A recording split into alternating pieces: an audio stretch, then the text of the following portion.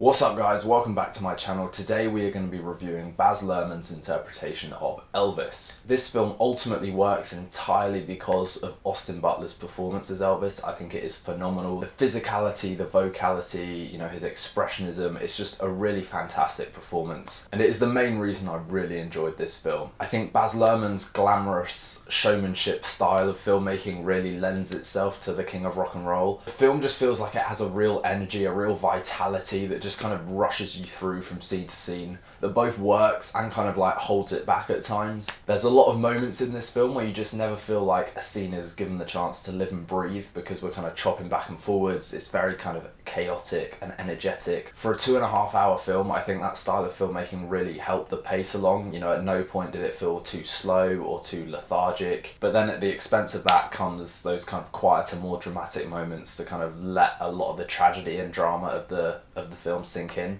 And there is a lot of moments in this film where kind of ideas are touched upon about who the real Elvis is, about Elvis being a kind of act, a complete performance, the idea of legacy.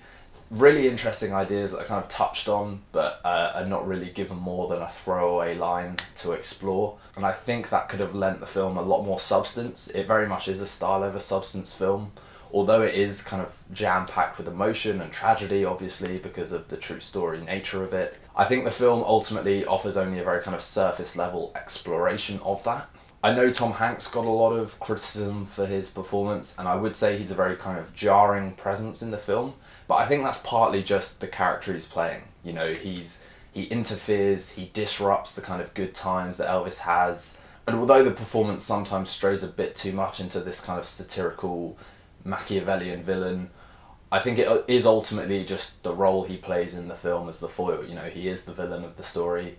I'm not sure Tom Hanks' narration was the best way to approach the film. The kind of start and end of the film with him bookending it as a narrator didn't really suit the style of the film, I don't think. And it wasn't a very kind of well-written narration either. It didn't feel particularly enlightening or empowering. It just kind of made you want to get to Elvis and let his story start to take over. But obviously the two come intertwined, and the Colonel had a very kind of oppressive presence on Elvis's life, so that kind of works in relation to the film, I suppose. But yeah, performance-wise, Austin Butler just carries it. Absolutely carries it. But overall, I was really kind of pleasantly surprised by Elvis. I think it's getting a lot of rave kind of reviews. There's a lot of people going mad for this film. I wouldn't say it's that good. I really did enjoy it, but I wouldn't go as far as saying, it's a masterpiece. It's a really interesting watch from a story point of view, and a really fun watch from an entertainment point of view. It's dazzling, it's colourful, it's vibrant, it's kind of everything you'd expect from a Baz Luhrmann film. And even when the narrative fails to really tap into those more human moments, Austin Butler really sells it 100%.